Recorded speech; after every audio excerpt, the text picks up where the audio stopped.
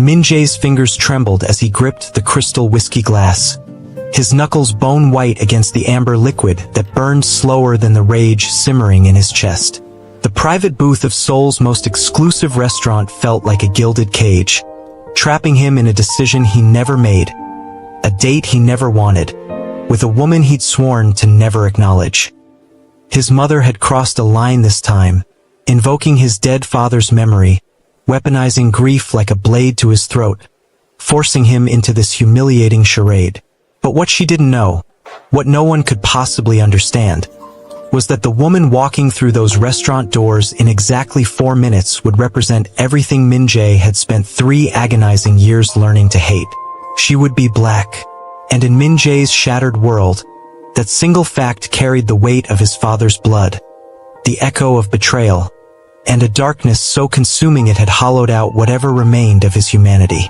The Rolex on his wrist ticked like a countdown to disaster, each second dragging him closer to a collision he couldn't prevent, with a stranger who had no idea she was about to meet a man who'd already condemned her before learning her name. The restaurant doors swung open. She walked in, and the entire room seemed to inhale simultaneously. Min Jae didn't look up, refused to give her even that small courtesy. His eyes locked on his phone screen displaying security reports he wasn't actually reading. But the shift in energy was unmistakable, conversations pausing mid-sentence, heads turning with that particular soul curiosity reserved for anything beautifully out of place. Footsteps approached his booth, soft but steady, nervous but determined. Min Jae counted to 5, preparing his coldest expression, ready to deliver the calculated cruelty that would end this disaster before it truly began. When he finally raised his eyes, something inside him fractured in a way he hadn't anticipated, couldn't name, didn't want to acknowledge. She was breathtaking.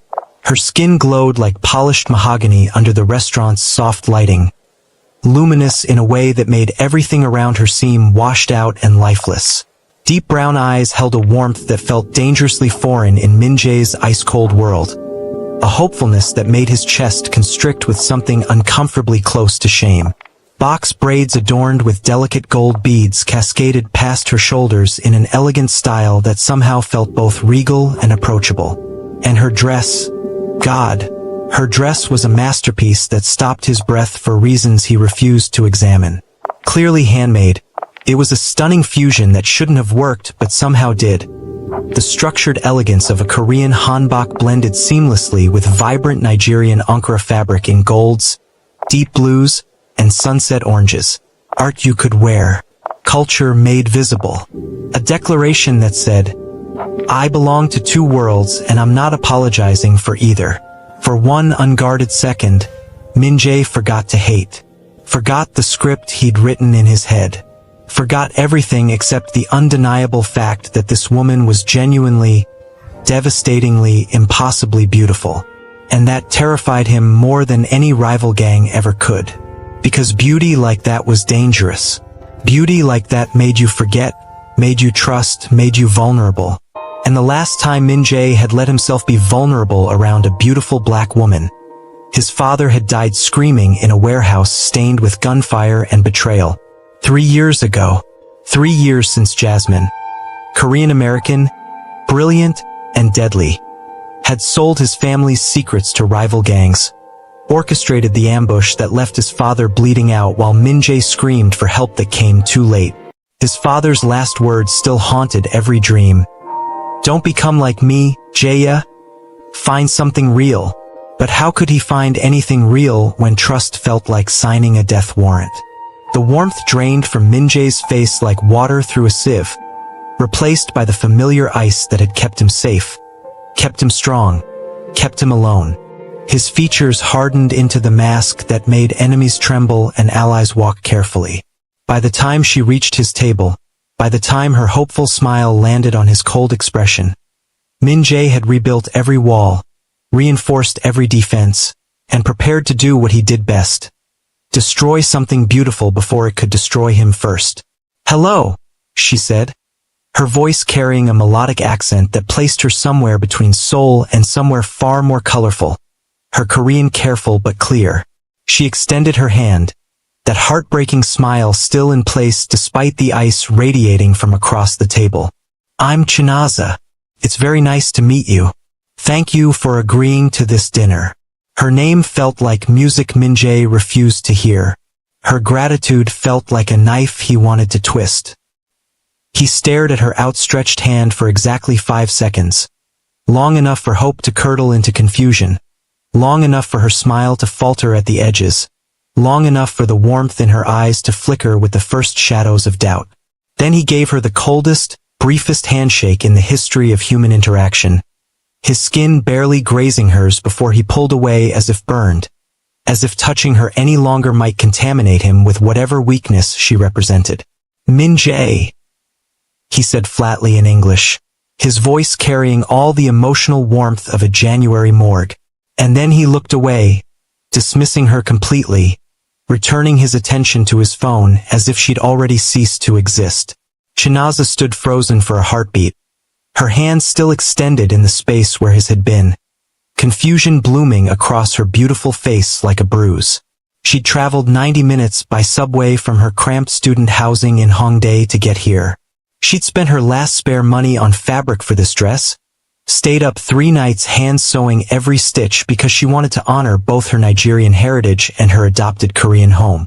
She'd worked a double shift yesterday at the boutique and had class early tomorrow morning, but she'd agreed to this dinner because Mrs. Park, Min-jae's mother, had been so kind to her, had anonymously paid her overdue rent when Chinaza was 2 weeks from eviction, had treated her with a maternal warmth that made being 5,000 miles from her own mother just slightly more bearable.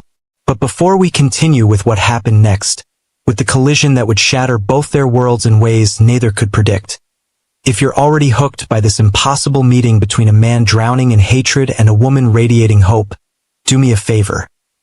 Smash that subscribe button, hit the like icon, and turn on your notification bell so you never miss what happens when prejudice meets beauty, when rage meets grace, when a monster discovers the one person who might see the human underneath.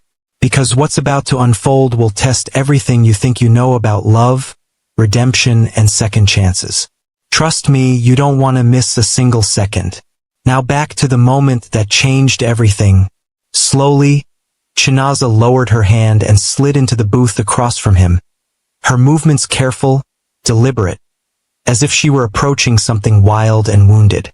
She smoothed her dress, cleared her throat softly, and tried again, her voice still warm despite the frost radiating from across the table. "Your mother told me you work in business," she said, her Korean accented but clear, each word chosen carefully like stepping stones across dangerous water. "What kind of real estate?" Min-jae interrupted without looking up, his tone so dismissive it felt like a slap. "Nothing that would interest you." The condescension in those 7 words was unmistakable, calculated, designed to wound. Chinaza flinched as if he'd physically struck her, but she gathered herself, straightened her spine, and tried once more because she'd been raised by an Igbo mother who taught her that dignity meant trying even when kindness was met with cruelty. "Actually, I'm very interested in..." Min-jae's phone rang, cutting through her sentence like a blade through silk. He answered immediately without excusing himself, without acknowledging her at all, switching to rapid Korean that excluded her completely from the conversation. His voice was different now, sharp, commanding, dangerous. He was discussing money, territories, veiled threats delivered in the coded language of Seoul's underground, making decisions that affected lives and fortunes, while the woman across from him sat in humiliated silence, feeling smaller with each passing second. 5 minutes crawled by like hours. Chinaza sat with her hands folded in her lap, fighting the burning sensation behind her eyes, thinking of every microaggression she'd endured in Seoul.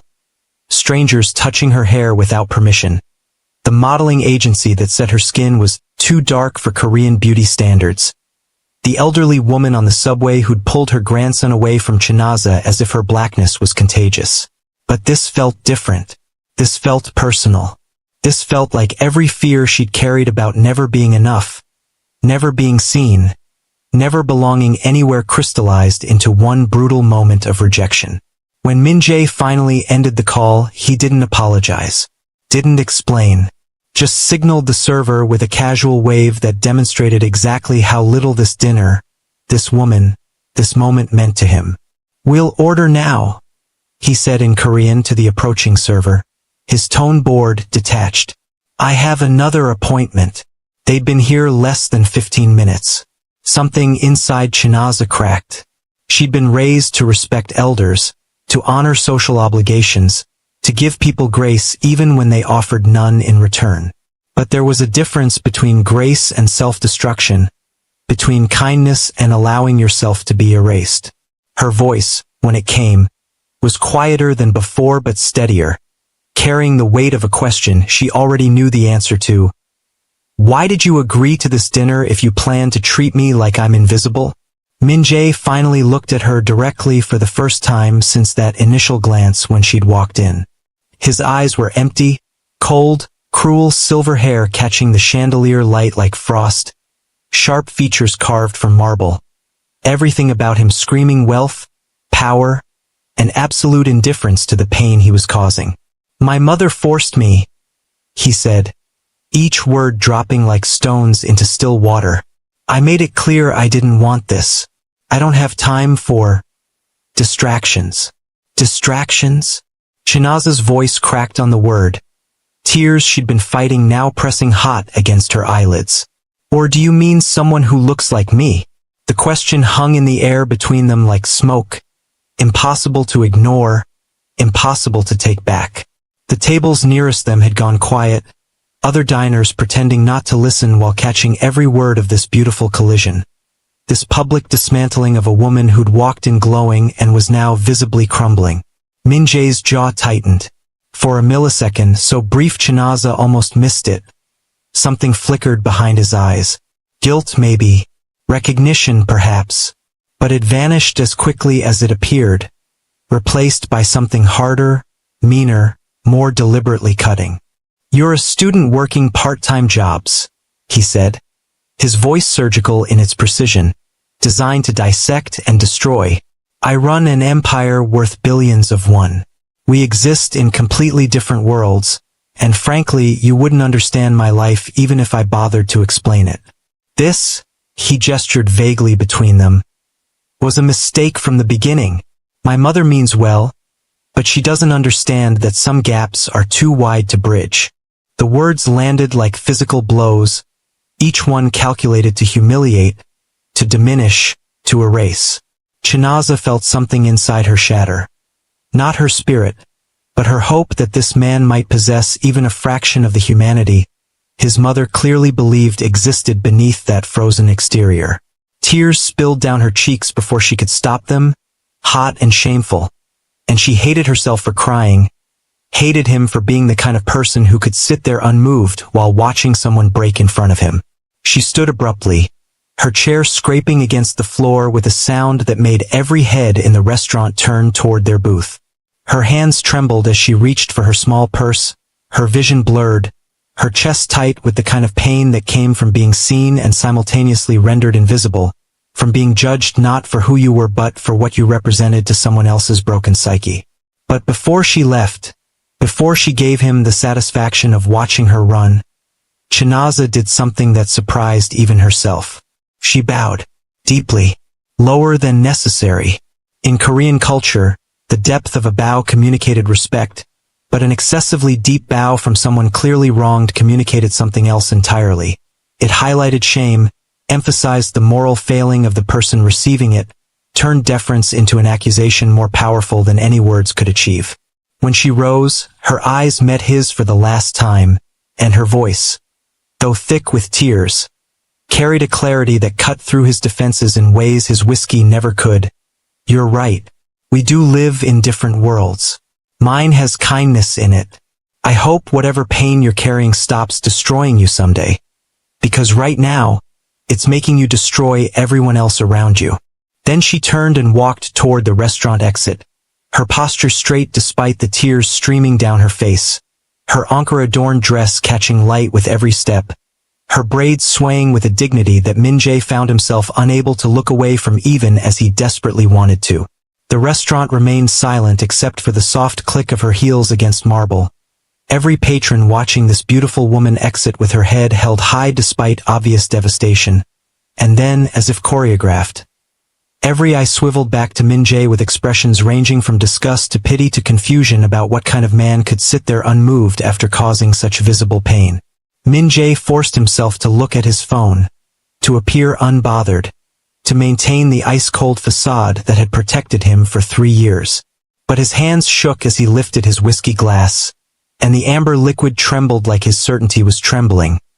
Like something fundamental had shifted in a way he couldn't quite name and didn't want to acknowledge. Through the restaurant's floor-to-ceiling windows, he watched Chinaza push through the doors into the cold Seoul night. She made it exactly 5 steps before her legs seemed to give out, and she collapsed onto a stone bench just outside the entrance, her face buried in her hands, her shoulders shaking with sobs she'd managed to hold back while inside but could no longer contain. Her phone rang. Even through the glass, Min-jae could see her fumbling for it, wiping frantically at her face, composing herself with visible effort before answering. Her mouth moved, forming words he couldn't hear but could somehow feel, and then her face crumpled again, fresh tears spilling, but her voice, he imagined, remained steady, remained reassuring, remained protective of whoever was on the other end of that call. A server approached Min-jae's table hesitantly. "Sir, would you like to order?" "Leave," Min-jae said quietly, the single word carrying enough menace that the server bowed quickly and retreated, spreading the word through the kitchen that the silver-haired man in booth 7 was not to be disturbed under any circumstances. Min-jae sat alone in his expensive booth, surrounded by luxury, power, and the suffocating weight of a choice he'd made that suddenly felt less like protection and more like self-destruction. He'd done exactly what he planned, arrived late, stayed briefly, delivered cold dismissal, ensured there would never be a second meeting. He'd won. He'd protected himself. He'd maintained his walls. So why did victory taste like ashes? Why couldn't he stop seeing her eyes? Those impossibly warm eyes that had looked at him with hope before he'd systematically extinguished every spark of light in them. Why couldn't he stop hearing her last words? "I hope whatever pain you're carrying stops destroying you someday." Through the window, Chinaza ended her phone call, and Min-jae watched her just sit there on that cold bench, staring at nothing, looking utterly lost in a city that had never quite felt like home. In a moment that should have been a simple dinner but had instead become another confirmation that she would always be other, always be judged, always be found wanting through no fault of her own. Min-jae's phone buzzed. A text from his mother. "How is the dinner going? Is she lovely? Are you being kind?" His thumb hovered over the keyboard, a dozen cruel responses forming and dissolving, before he finally typed, "It's over. Don't ask again."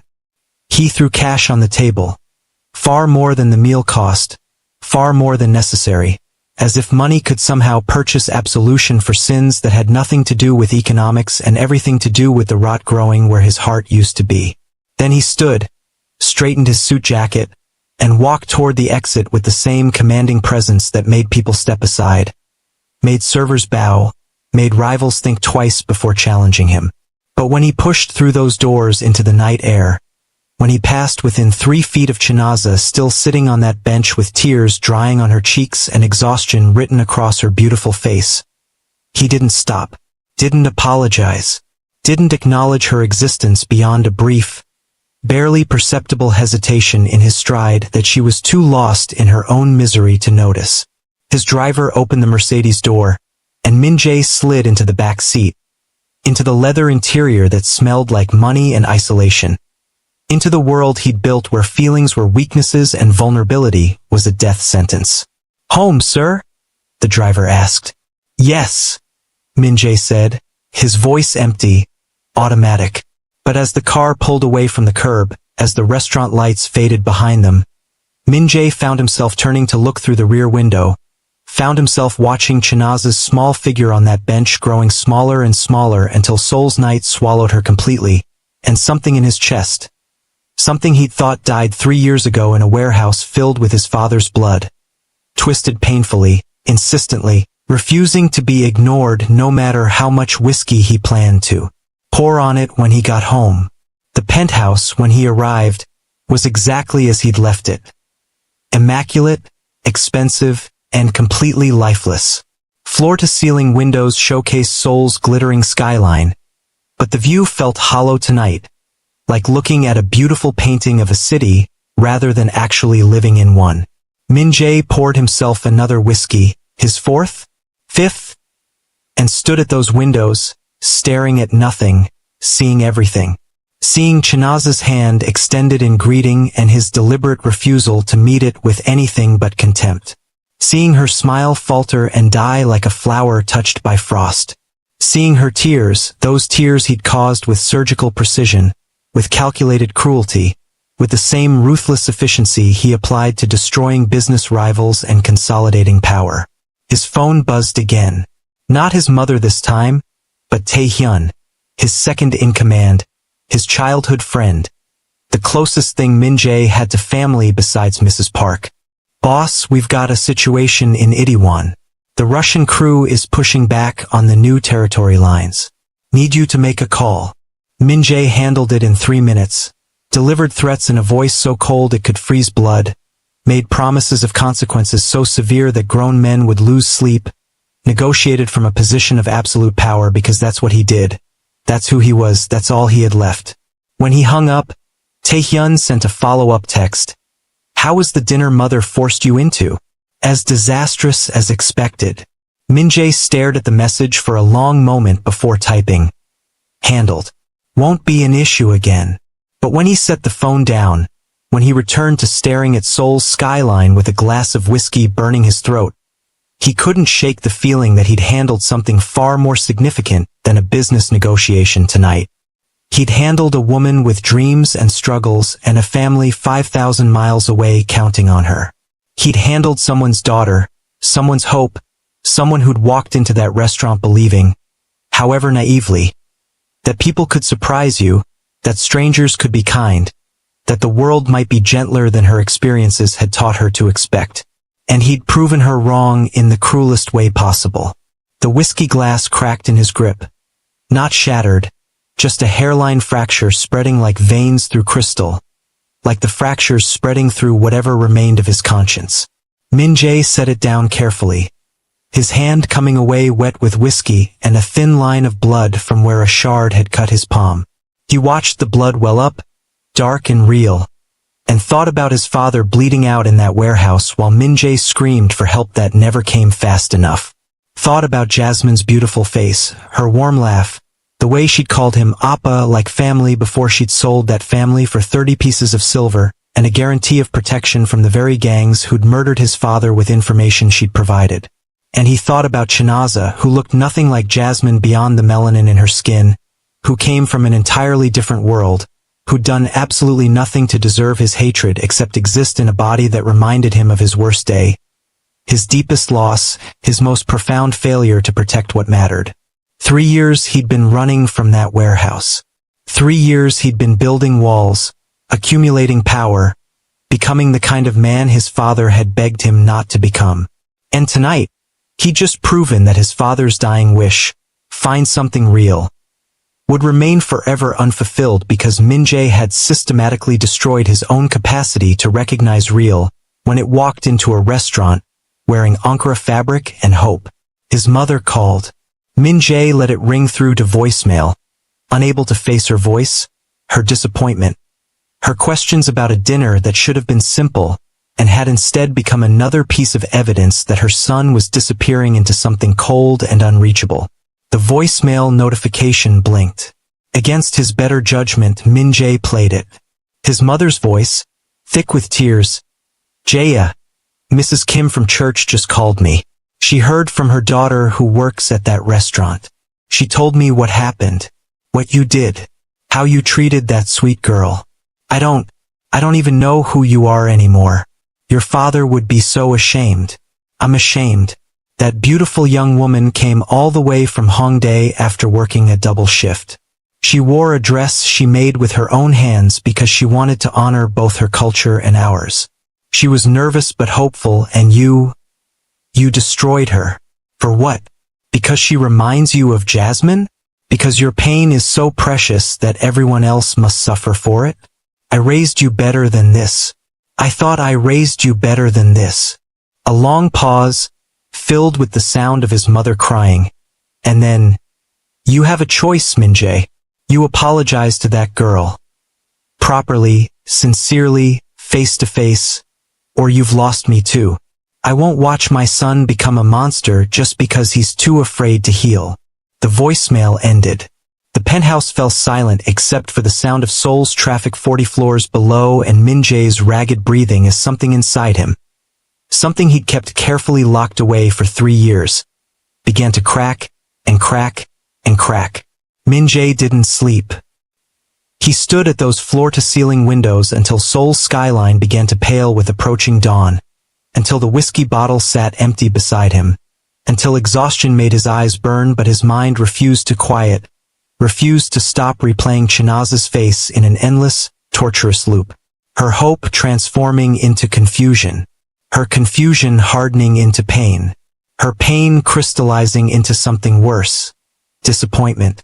Not anger, not hatred, just profound disappointment, as if she'd expected better from humanity, and he'd confirmed her lowest assumptions about how the world treated people who looked like her.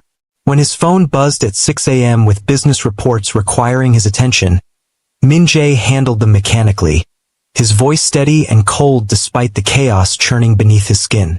By 7, Taehyun had called twice about the Itaewon situation escalating, and Min-jae had resolved it with 3 phone calls and 1 thinly veiled threat that left no room for misunderstanding.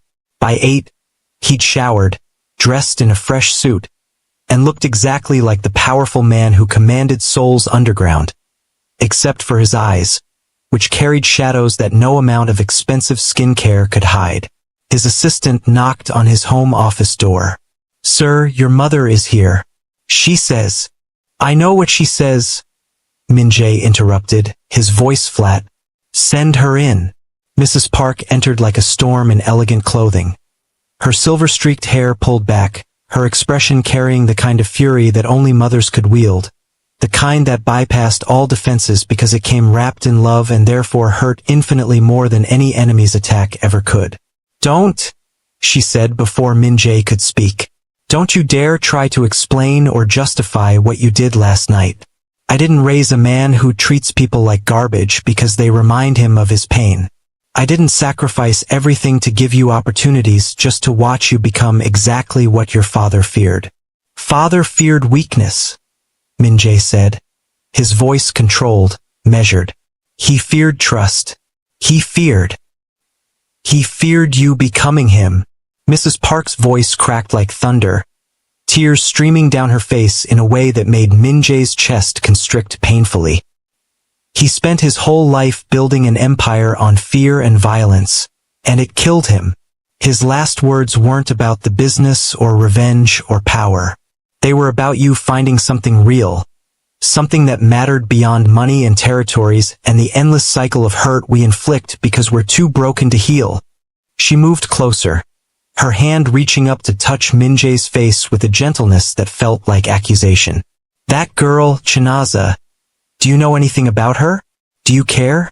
She's 22 years old, studying fashion design at Hongik University while working 2 jobs because her family in Nigeria sold their ancestral land to send her here.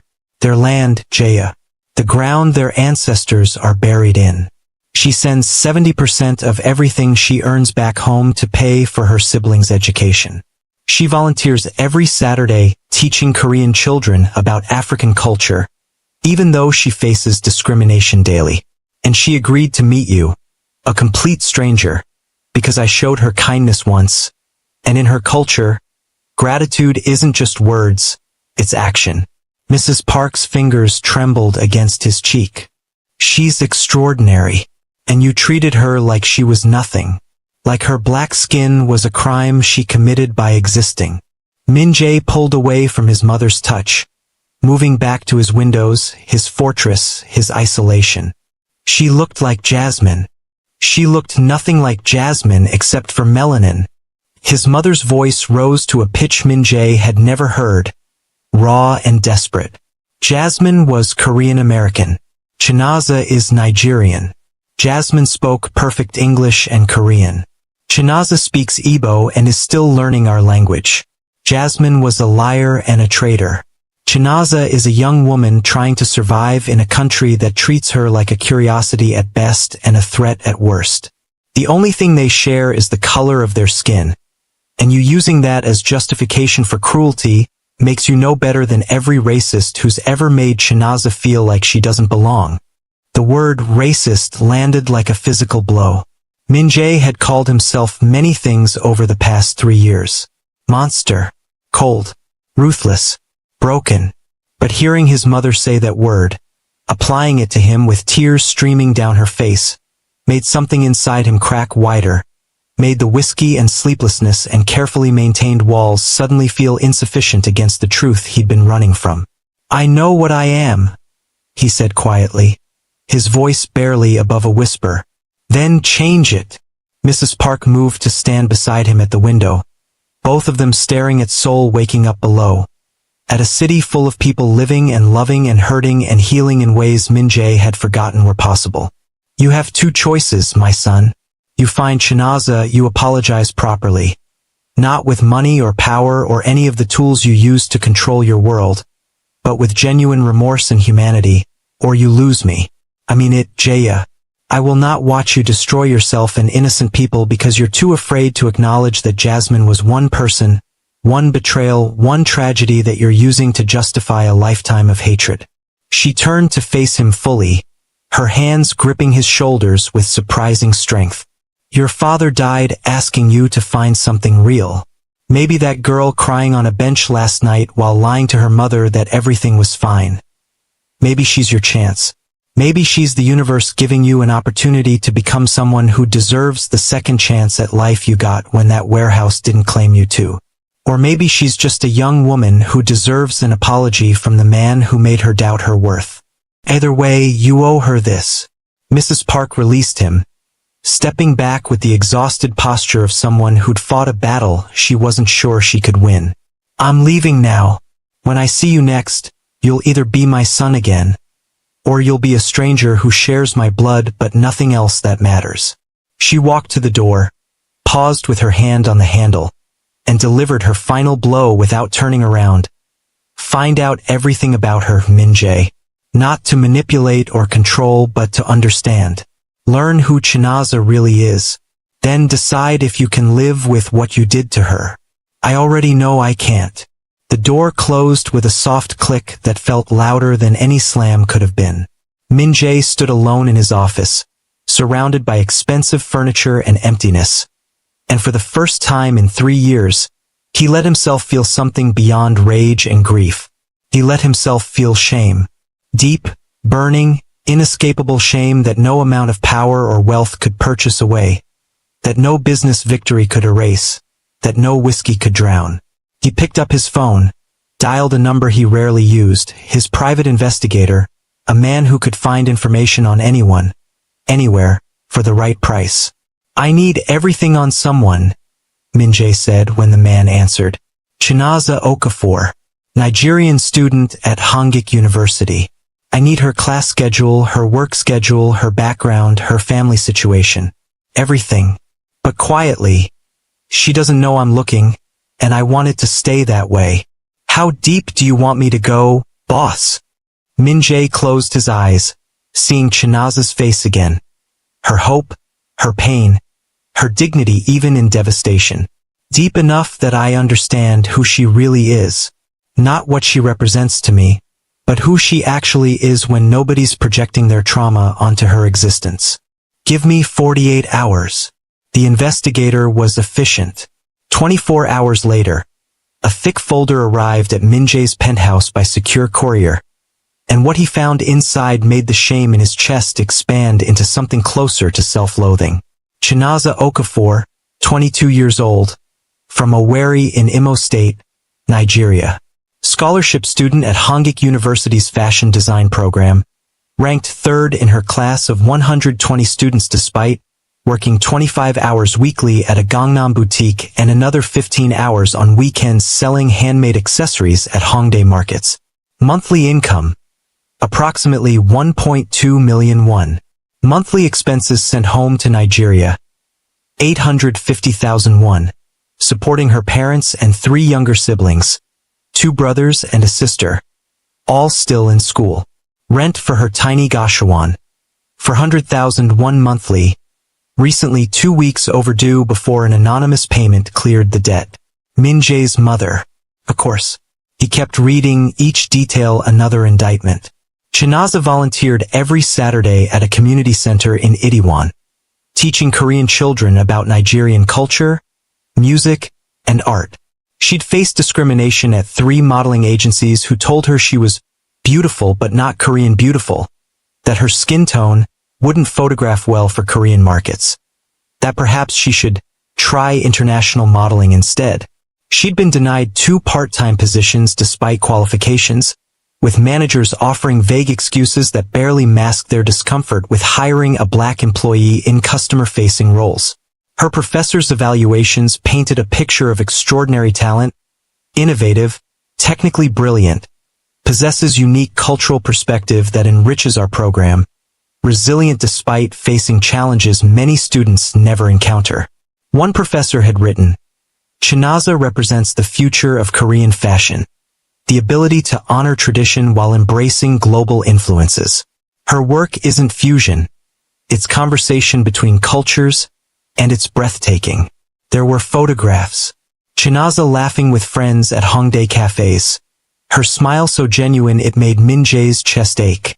Chinaza working late in the university studio, surrounded by fabric and sketches, exhaustion and determination written across her face. Chinaza at the community center with Korean children clustered around her, their faces bright with curiosity as she demonstrated traditional Nigerian dance moves, her joy infectious even through still images. And there was a video security footage from the restaurant time-stamped from last night. Min Jae almost didn't watch it, but some masochistic impulse made him press play. There he was, cold and dismissive, barely looking at Chinaza as she tried desperately to make conversation. There she was, hope dying in real time across her expressive face, trying 3 times, 4 times, 5 times to bridge the gap before finally asking the question that had haunted Min Jae since it left her lips. "Why did you agree to this dinner if you plan to treat me like I'm invisible?" And there was his response, cruel and calculated. "We exist in completely different worlds, and frankly, you wouldn't understand my life even if I bothered to explain it." Watching himself deliver those words, seeing Chinaza's face crumble, witnessing her tears and her dignity and her devastating final statement. "I hope whatever pain you're carrying stops destroying you someday." Min Jae felt something inside him break completely, shatter beyond the careful cracks his mother had initiated, beyond the whiskey-soaked guilt of a sleepless night. This was who he'd become. This was the monster his father had begged him not to turn into. Min Jae watched that video 7 times, each viewing carving deeper wounds into whatever remained of his humanity, until he couldn't distinguish between the shame burning in his chest and the whiskey burning in his throat. On the 8th viewing, he noticed something he'd missed before. The exact moment Chinaza's phone had rung while she sat on that bench outside, how she'd wiped her tears frantically before answering, how her entire demeanor had shifted from devastation to forced cheerfulness in the space of a single breath. The investigator's report included a detail that made that moment even more gutting. The call had been from her mother in Nigeria, their weekly video chat that Chinaza never missed no matter how exhausted or heartbroken or overwhelmed she felt. She'd lied to protect her mother from worry, had smiled through tears and said everything was fine while her world crumbled around her. Because that's what love looked like when you carried your family's dreams on shoulders too young and too far from home. The report also revealed Chinaza's upcoming senior thesis presentation, a fashion show scheduled for 3 days from now at Hongik University's main auditorium, showcasing her collection titled Unity, When Two Worlds Embrace. The collection blended traditional Korean hanbok construction with Nigerian textile techniques, featuring fabrics she'd sourced from both Seoul markets and her family contacts in Lagos. It represented 2 years of work, countless sleepless nights, and every penny she hadn't sent home invested in materials and production. Min-jae closed the folder, his decision crystallizing into something that felt less like choice and more like inevitability. He would go to that show. Not to intimidate or control or manipulate, not with bodyguards or power plays or any of the tools he typically used to bend the world to his will. He would go as a regular person, stand in the back like any other attendee, and see Chinaza's world, her dreams, her truth without the filter of his trauma, distorting everything into threats and betrayals. Maybe then he could find words for an apology that might actually mean something. 3 days felt like 3 years. Min-jae handled his business obligations mechanically, resolved a territorial dispute with a rival gang, finalized a legitimate real estate acquisition in Gangnam, attended 2 meetings where his presence alone was enough to ensure compliance. But his mind stayed elsewhere, stayed with a young woman he'd wounded without cause, stayed with questions that had no easy answers about who he'd become and whether transformation was even possible for someone so thoroughly broken. Taehyun noticed the distraction. "Boss, you've been off since that dinner. What happened?" "Nothing that concerns the business," Min-jae said, his tone making it clear the conversation was over. But Taehyun had known him since childhood, could read the shadows behind his eyes better than anyone except Mrs. Park. "The girl got to you. It wasn't a question." Min-jae didn't bother denying it. "I destroyed her for no reason except my own cowardice. My mother was right. My father would be ashamed." "Your father would understand," Taehyun said carefully. "After what Jasmine did." "Don't." Min-jae's voice cut like a blade. "Don't use Jasmine to justify what I did. Chinaza isn't Jasmine. She's not Korean American, not a liar, not a betrayer. She's just a young woman trying to survive in a country that already makes her feel unwelcome. And I confirmed every fear she's ever had about how people see her. That's not trauma. That's just cruelty." Taehyun studied him for a long moment. "What are you going to do?" "Something I should have done 3 years ago," Min-jae said quietly. "Try to be better than my worst impulses." The day of the fashion show arrived with Seoul's typical autumn crispness. Clear skies, golden light, the kind of weather that made the city feel almost hopeful. Min-jae dressed carefully, choosing an understated suit without the designer labels that usually announced his wealth and status. No bodyguards, no driver. He took the subway to Hongik University like a normal person, standing among students and workers, invisible in a way he hadn't been since inheriting his father's empire. The auditorium was already packed when he arrived, students and faculty filling seats with an excited buzz of conversation. Min-jae slipped into the back row, standing against the wall where shadows could hide him, where he could observe without being observed, witness without interfering. The lights dimmed. Music began. A stunning blend of traditional Korean gaegeum strings and Nigerian talking drums that shouldn't have worked together, but somehow created something entirely new, entirely beautiful. The audience fell silent in anticipation. Then the first model walked, and the entire room seemed to inhale simultaneously. The garment was extraordinary. A hanbok-structured dress using Nigerian attire-dyed fabric in deep indigo and white geometric patterns. The traditional Korean silhouette somehow enhanced rather than diminished by the African textile, creating a visual conversation between cultures that spoke of respect, understanding, and genuine artistic vision. Each piece that followed built on this foundation. Geoghery tops paired with Ankara print skirts, wedding garments that blended Korean bajagi wrapping techniques with Nigerian asook weaving, modern interpretations of traditional dress that honored both heritages without diminishing either. Min-jae found himself holding his breath, unable to look away, recognizing the dress Chinaza had worn to their disastrous dinner among the collection and understanding for the first time the significance of that choice. She'd worn her heart on her body that night, had presented herself as a bridge between worlds, had offered him a glimpse of her dreams made tangible. And he dismissed it all without a second glance, too consumed by his own demons to see the extraordinary woman standing in front of him. The show concluded to thunderous applause. Chinaza emerged from backstage looking exhausted and radiant, her braids styled differently now.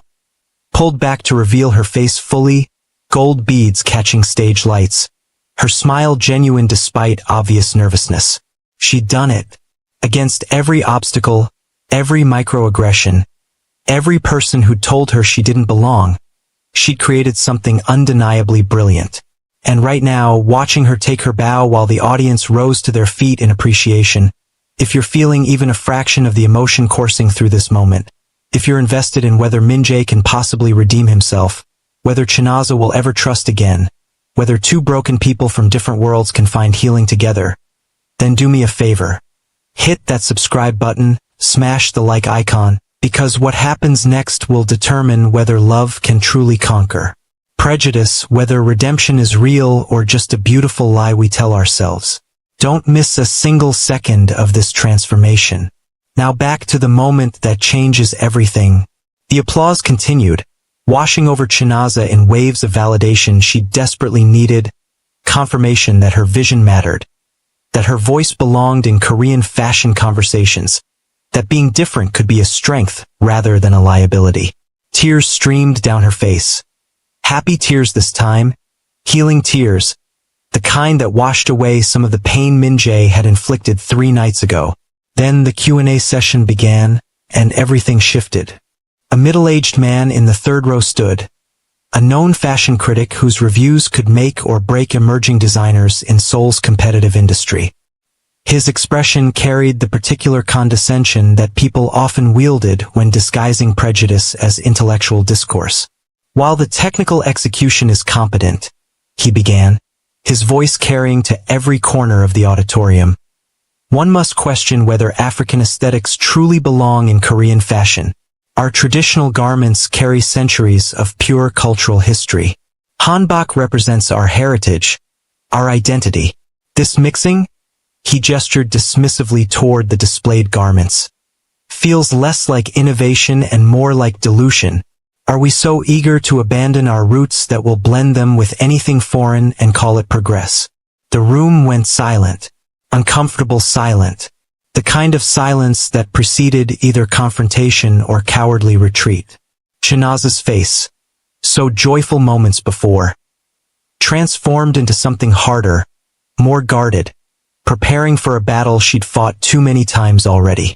Min-jae watched her shoulders straighten, watched her gather herself to defend her work against thinly veiled racism masquerading as cultural preservation, watched her prepare to stand alone against an established voice in an industry that had already shown her how unwelcome black perspectives were in Korean creative spaces. And something inside Min-jae, something that had been cracking and breaking and reforming over the past 3 days, finally shattered completely, rearranging itself into something that felt less like the monster he'd become and more like the man his father had begged him to be.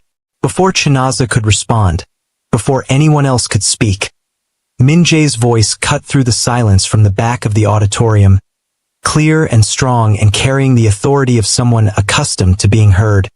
You're wrong. Every head turned. Min-jae stepped out of the shadows, moving down the aisle with the same commanding presence that made rivals nervous and allies confident, but this time wielding that power for something other than intimidation or control. This time using it to defend rather than destroy. Korean culture, he continued, his voice steady and precise, has never been pure. Hanbok itself incorporated Mongolian influences during the Goryeo dynasty. The jaggery structure, the way we wrap and tie our traditional dress, all influenced by cultural exchange with northern tribes. Our language borrowed extensively from Chinese characters, later from Japanese during occupation, and now includes countless English words. The very chili peppers that define Korean cuisine, the foundation of kimchi, of gochujang, of the flavors we claim as uniquely ours, came from the Americas through Portuguese traders. Cultural purity is a myth we tell ourselves when we're too afraid to acknowledge that everything we treasure was born from exchange, adaptation, evolution. He reached the front of the auditorium now, standing beside Chinaza's display, his hand gesturing to the garments with genuine appreciation rather than dismissal. These designs don't dilute Korean culture. They prove our traditions are strong enough, beautiful enough, meaningful enough to engage in conversation with other cultures and create something new without losing what makes them valuable.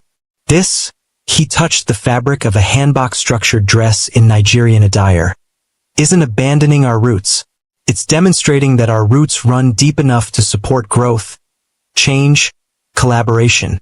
Min-jae turned to face Chinaza directly for the first time since walking in, and their eyes met across the space of the auditorium, her expression shocked, confused, wary, his carrying something she'd never seen before. Genuine respect, profound regret, and the beginning of understanding. "This collection is brilliant," he said, speaking to her but projecting his voice to fill the room. "The designer is extraordinary, technically skilled, culturally informed, artistically brave enough to take risks that others avoid. Anyone who can't see that isn't protecting Korean culture. They're protecting their own prejudices." The auditorium erupted in applause, louder than before, charged with a different energy now, students and faculty rising to their feet not just for Chinaza's work but for the stranger who'd articulated what many had felt but few had dared to voice. The critic sat down heavily, his face flushed with humiliation. His question answered so thoroughly that any rebuttal would only deepen his embarrassment. But Chinaza barely noticed the applause. Her eyes remained locked on Min-jae, recognition dawning across her face like sunrise breaking through storm clouds. Recognition not just of his identity but of the significance of what he'd just done. The public defense from a man who'd publicly destroyed her 3 nights ago. The cognitive dissonance of hearing validation from lips that had spoken such devastating cruelty. Min-jae held her gaze for 3 heartbeats, then bowed. Deeply, respectfully. The kind of bow that communicated profound apology in Korean culture, and turned to leave before she could respond. Before the moment could transform into confrontation or demand explanations he wasn't ready to articulate in front of hundreds of witnesses. He made it halfway up the aisle before her voice stopped him, carrying clearly despite its softness. "Wait!" Min-jae froze, every instinct screaming to keep walking, to maintain distance, to protect himself from the rejection he absolutely deserved. But he'd come here to be better, to try healing what he'd broken, and running now would make his defense meaningless, performative, just another manipulation rather than genuine attempt at redemption. He turned back slowly. Chinaza had stepped down from the stage, moving toward him with cautious steps, her expression unreadable. Not angry exactly, not forgiving either. Something more complex that Min-jae couldn't quite parse. "Why?" she asked simply when she reached him, her voice low enough that only he could hear beneath the auditorium's ambient noise.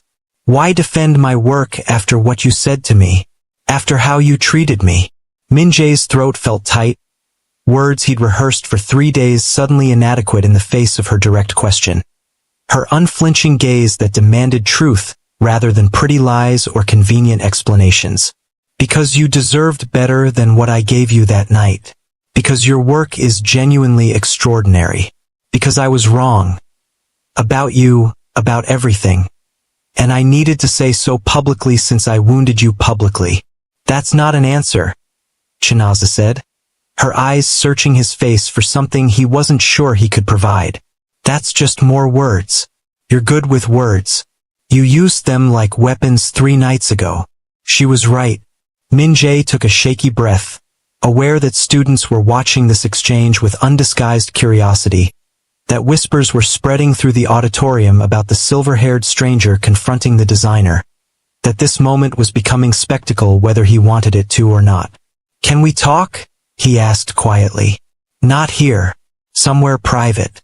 I owe you an explanation that's real, not performed for an audience." Chinaza studied him for a long moment, suspicion and curiosity warring across her expressive face. Finally, she nodded once, sharp and decisive. "There's a cafe near campus. 20 minutes. If you're not there, I'll know everything you just said was manipulation, and I'll never waste another thought on you." She turned and walked back toward the stage before Min-jae could respond, leaving him standing in the aisle with his heart hammering against his ribs, and the terrifying realization that the next 20 minutes would determine whether redemption was possible or whether he destroyed something precious beyond repair. The cafe was small, tucked between university buildings, the kind of place students gathered for cheap coffee and marathon study sessions. Min-jae arrived first, choosing a corner table far from windows and other patrons, ordering 2 Americanos because he didn't know what else to do with his hands, with the nervous energy flooding his system in ways business negotiations never triggered. Chinaza arrived exactly 20 minutes later, still wearing the elegant outfit from her show, a modern hanbok in cream and gold that made her dark skin luminous, her braids now loose around her shoulders. She slid into the seat across from him with guarded body language, arms crossed, expression neutral but eyes sharp, assessing, looking for deception before he even opened his mouth. "Talk," she said simply. So Min-jae talked. He told her everything. His father's murder 3 years ago, the warehouse stained with blood and betrayal, holding his dying father who whispered final words about finding something real. He told her about Jasmine, about the childhood friendship and trust, about how she'd been Korean American and black and beautiful and deadly, how she'd sold family secrets to rival gangs for money and protection, how the information she'd leaked had orchestrated the ambush that killed his father, while Min-jae screamed for help that came too late. After he died, Min-jae continued, his voice rough with emotion he'd kept locked away for 3 years. I needed someone to blame. The rival gangs, yes. Jasmine, obviously. But my grief was so massive it needed a bigger target. Something I could hate without complications. So my broken brain decided that black women, all black women, carried Jasmine's betrayal in their DNA. I know it's irrational. I know it's racist. I know it's unforgivable.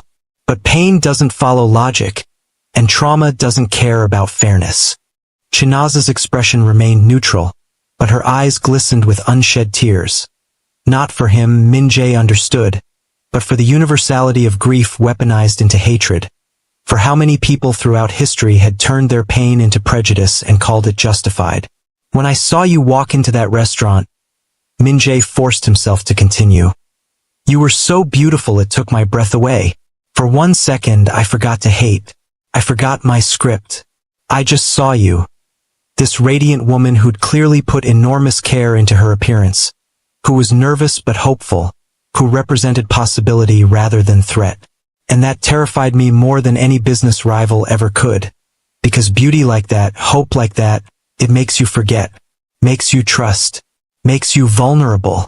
And the last time I was vulnerable around a beautiful black woman, my father died.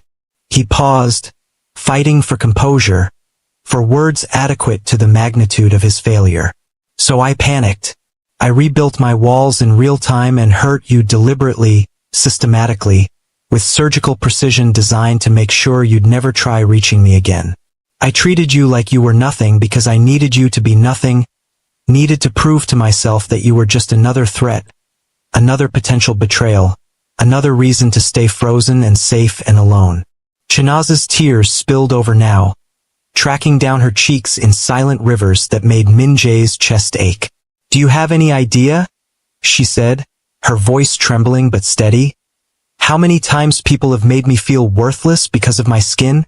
How many auditions I've lost? How many jobs I've been denied? How many strangers have touched my hair without asking or pulled their children away from me on the subway like my blackness is contagious? I came to Korea chasing dreams my family sacrificed everything for. They sold land our ancestors are buried in to send me here. And every single day, I have to prove I deserve to exist in spaces that make it clear I'm unwelcome.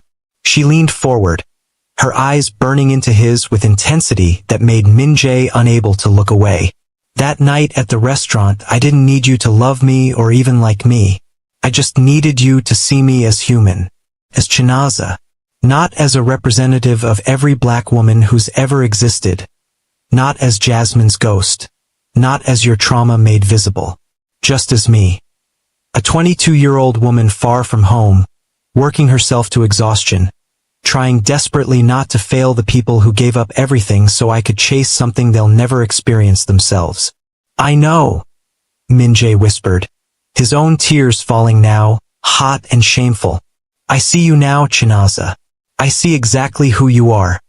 And I'm so deeply sorry for projecting my pain onto someone who'd done absolutely nothing to deserve it. You're not Jasmine. You're not Korean American. You're not a liar or a betrayer. You're Chinaza Okafor from Owerri, Nigeria.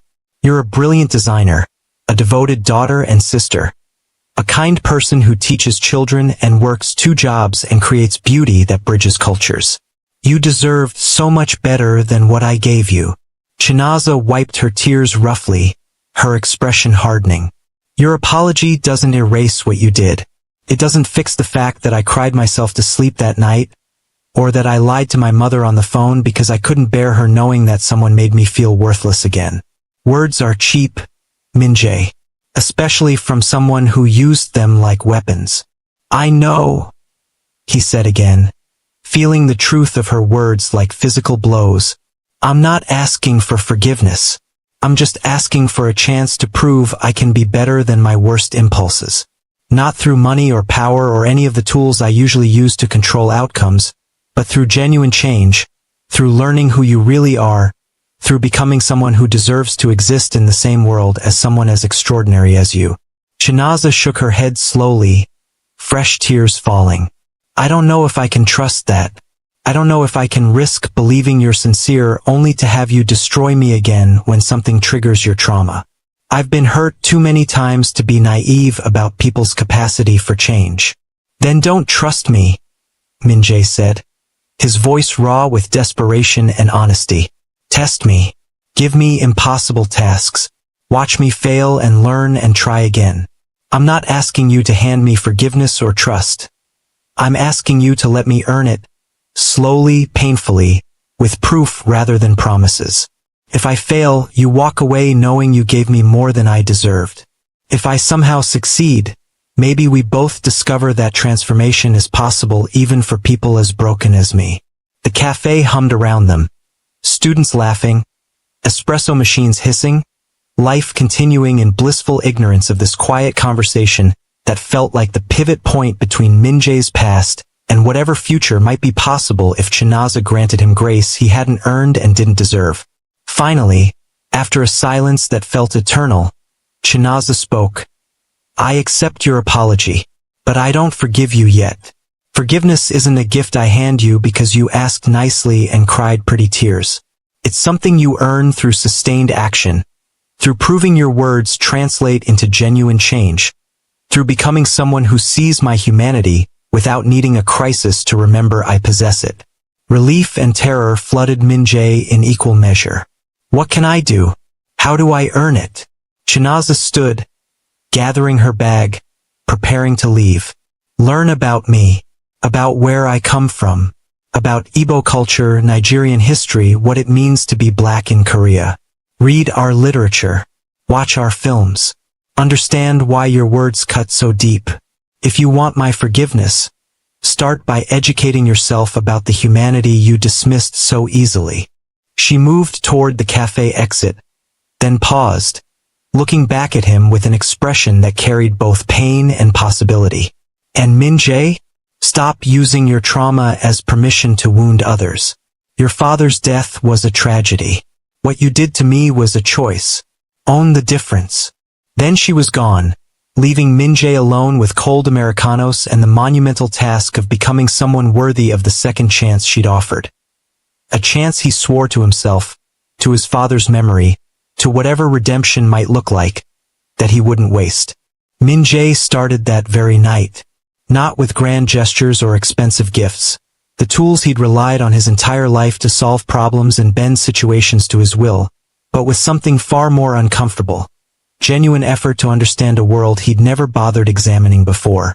He ordered books online with overnight delivery, Chinua Achebe's Things Fall Apart, Chimamanda Ngozi Adichie's Americana, and Half of a Yellow Sun, Buchi Emikita's The Joys of Motherhood.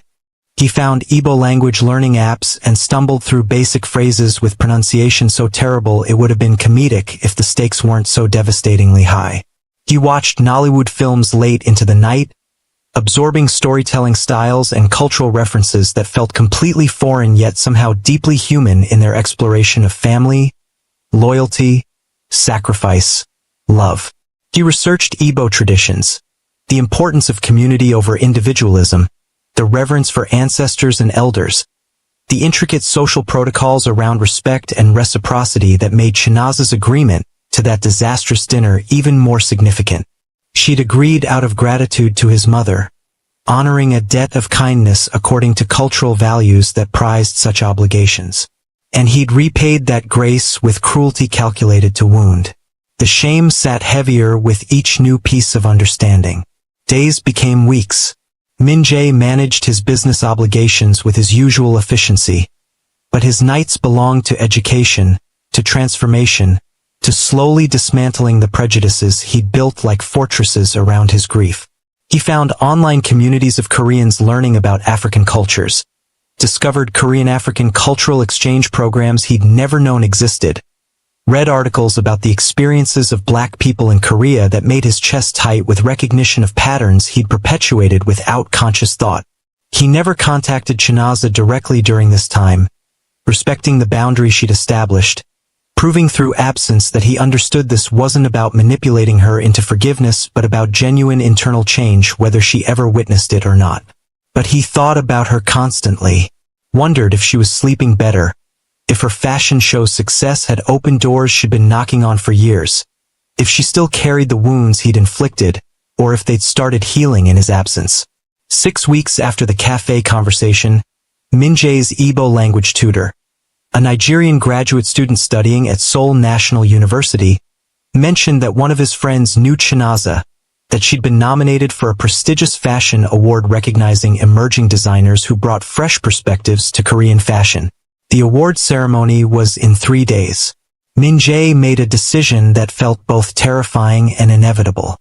He would go, not to the ceremony itself where his presence might make Chinaza uncomfortable, but to the reception area beforehand.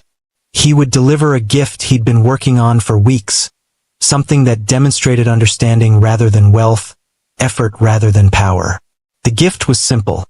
A hand-woven Nigerian aso oak fabric in deep indigo and gold, sourced directly from weavers in Lagos through contacts his investigator had painstakingly established. But what made it meaningful was the accompanying letter, written in careful, still clumsy Igbo with Korean translation below, explaining the fabric's origin, the artisan's stories, and a genuine apology that took Min-jae 17 drafts to express adequately.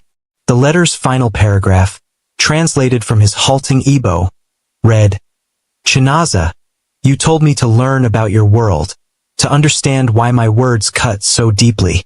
I've spent 6 weeks reading, watching, listening, learning, not to earn your forgiveness which I may never deserve, but because you were right.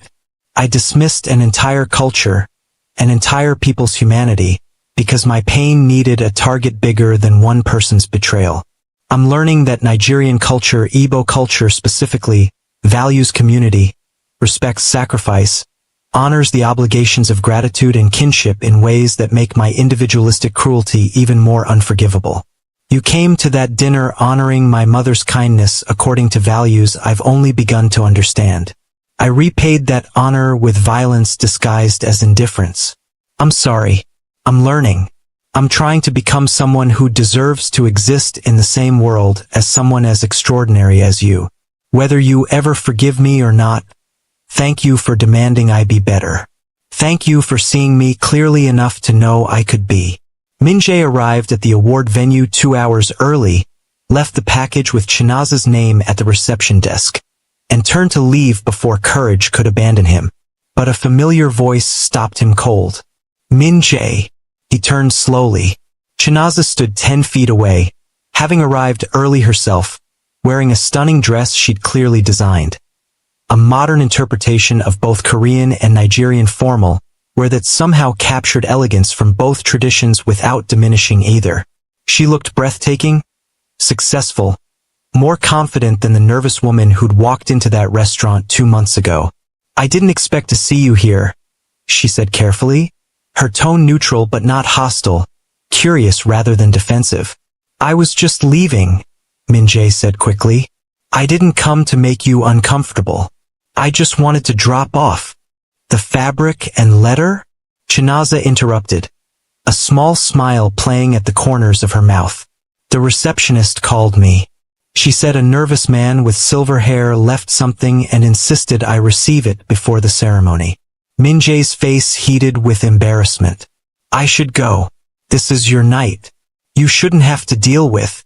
Stop, Chinaza said, moving closer, her eyes searching his face with that same intense directness that had characterized their cafe conversation.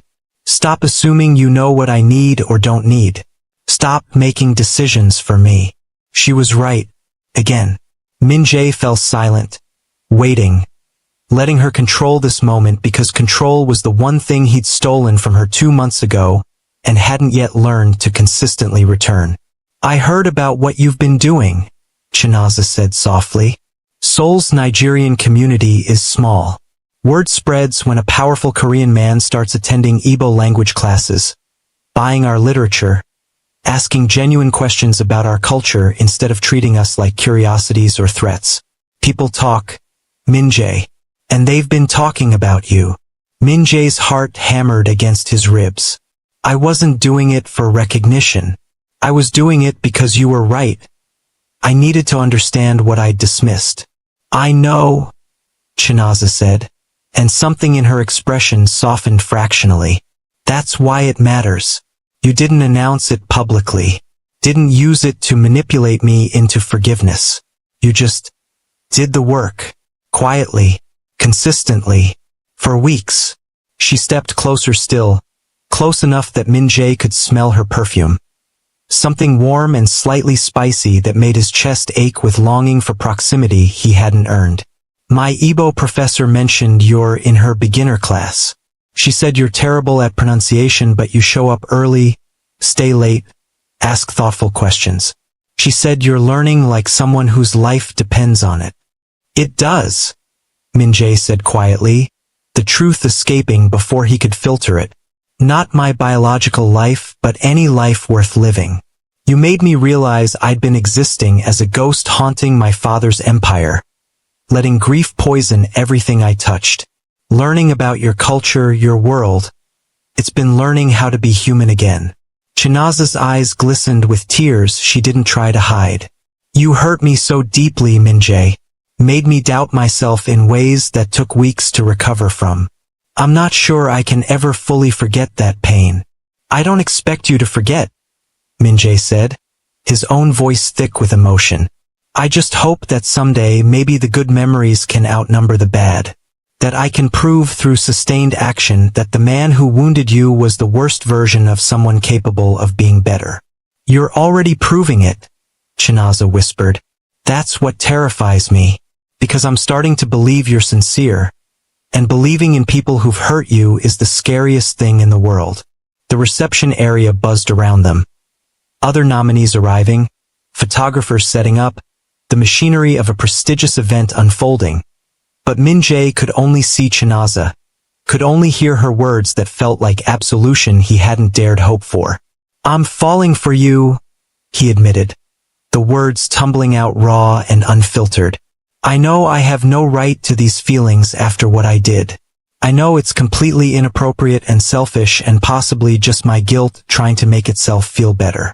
But watching you at that fashion show, reading your professor's evaluations of your work, learning about Igbo values of perseverance and community that you embody so perfectly, I can't help it. You make me want to be better. You make me believe I can be better. Chinaza's tears fell freely now, her hand reaching up to touch his cheek with a gentleness that made Min-jae's breath catch. I'm falling for you too, she whispered, and it makes no logical sense. You're the man who destroyed me 2 months ago, who made me cry myself to sleep, who confirmed my worst fears about how the world sees black women. But you're also the man who spent 6 weeks genuinely trying to change, who defended my work publicly, who's learning my language badly but sincerely.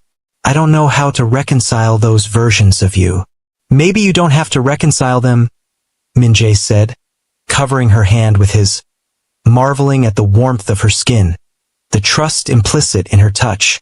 Maybe you just have to decide if the person I'm becoming is worth the risk of trusting despite the person I was.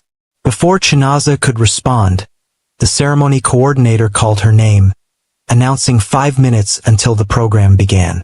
She pulled back reluctantly, wiping her tears, gathering herself with visible effort. "Come to the ceremony," she said suddenly. "Not hiding in the back this time. Sit where I can see you. Let me watch you watching me succeed despite everything that tried to break me, including you. If we're going to try this, whatever this is, I need to know you can witness my joy without your trauma turning it into a threat." "I'll be there," Min-jae promised. "Front row if they'll let me, cheering louder than anyone. Proud of you in ways I have no right to be but can't help feeling anyway." Chinaza smiled, genuinely warmly, with a hope that made her already beautiful face absolutely radiant. Then she turned and walked toward the ceremony hall, leaving Min-jae standing alone with his heart hammering and the terrifying, exhilarating realization that redemption might actually be possible, that love might actually be real, that the universe might actually grant second chances to people broken enough to do the hard work of healing. The ceremony was beautiful. Chinaza didn't win the top award. That went to a senior designer with more experience and industry connections. But she won the Emerging Designer Innovation Prize, and when they called her name, when she walked across that stage with tears streaming and joy radiating from every pore, Min-jae stood and applauded until his hands hurt, his own tears falling without shame or restraint. Their eyes met across the auditorium, her on stage holding her award, him in the third row standing ovation, both of them crying, both of them terrified, both of them hoping. And in that moment, Min-jae understood what his father had meant by "find something real." This was real. This pain and growth and terrifying vulnerability. This woman who demanded he be better and waited while he learned how. This possibility that love could exist not despite trauma, but because two broken people chose healing over hatred, chose growth over grief, chose each other despite every logical reason to run in opposite directions. After the ceremony, as guests mingled and congratulated nominees, Min-jae found Chinaza surrounded by well-wishers. He hung back, respecting her moment, content to witness her success from a distance. But she saw him, excused herself from conversation, and crossed the room with purpose that made his heart race. "Walk with me," she said simply, taking his hand without hesitation, leading him out of the crowded venue into Seoul's night air, into a future neither could predict but both were brave enough to try building together. They walked along the Han River in comfortable silence, hands intertwined, two people from impossible backgrounds finding unexpected harmony. Finally, Chinaza spoke. "I forgive you, Min-jae. Not because you've earned it through 6 weeks of effort. Forgiveness isn't transactional. I forgive you because holding on to that pain was destroying me as surely as your prejudice was destroying you. We both deserve better than being prisoners of our worst moments." Min-jae stopped walking, turned to face her fully, and did something he hadn't done since his father's funeral. He cried without trying to hide it, without shame, with the raw vulnerability of someone finally allowing themselves to feel everything they'd been running from. "Thank you," he whispered in Igbo, clumsy pronunciation, but sincere. "Ahuru mgi and Anya. I love you." Chinaza laughed through her own tears, correcting his tones gently, then responding in Korean, "Saranghae. I love you too." They kissed under Seoul's glittering skyline. A Korean man learning to heal, a Nigerian woman learning to trust, two cultures meeting in the space between trauma and hope, between prejudice and love, between who they'd been and who they were brave enough to become together. 3 years later, Min-jae and Chinaza stood in a garden decorated with both Korean lanterns and Nigerian Ankara fabric, surrounded by families who'd traveled across continents to witness this impossible union. They'd chosen a dual ceremony, traditional Igbo Igbankur wine-carrying ritual followed by Korean paibik, honoring both heritages without diminishing either. Mrs. Park and Chinaza's mother embraced like sisters, tears of joy streaming down faces that had known too much sorrow but had chosen hope anyway. Taehyun served as best man, joking about his fearsome boss getting domesticated by love. When Chinaza carried the palm wine among guests, seeking her husband in the traditional Igbo ceremony, she passed wealthy men and powerful figures before kneeling in front of Min-jae. No longer a mafia boss, but the founder of a legitimate security consulting firm specializing in Korean-African business partnerships, offering him the cup with a smile that contained entire universes of forgiveness and trust earned through sustained effort. He drank, and the garden erupted in celebration. Their final scene was simple. A modest Seoul apartment filled with warmth, Chinaza's fashion designs hanging on walls, photos of both families smiling, Nigerian and Korean decorative touches blending beautifully. Chinaza, 8 months pregnant with twins, worked on sketches for her internationally recognized Unity fashion line. 2 years later, Min-jae sat beside her reading a Korean Igbo children's book to her belly. His pronunciation still terrible after 3 years, making her laugh that same warm laugh that had saved his soul. "Say it again," she teased, correcting his Igbo tones for the 1,000th time. He tried, failed, and they both dissolved into laughter. He rested his hand on her belly, feeling their twins kick, the next generation born from impossible love, living proof that choosing compassion over prejudice, growth over grief, love over hatred could create something beautiful enough to heal what seemed forever broken. "Ahuru mgi and Anya," he whispered, finally getting the pronunciation right. "I know," Chinaza said, touching his face with infinite tenderness. "Now say it in Korean." "Saranghae," he murmured, kissing her softly. And in that moment, in that small apartment filled with 2 cultures and infinite love, Min-jae understood completely what his father's dying words had meant. This was real. This was what mattered. This was worth every wall he'd had to tear down, every prejudice he'd had to confront, every comfortable lie he'd had to abandon to become someone worthy of the extraordinary woman who demanded he be better and waited patiently while he learned how.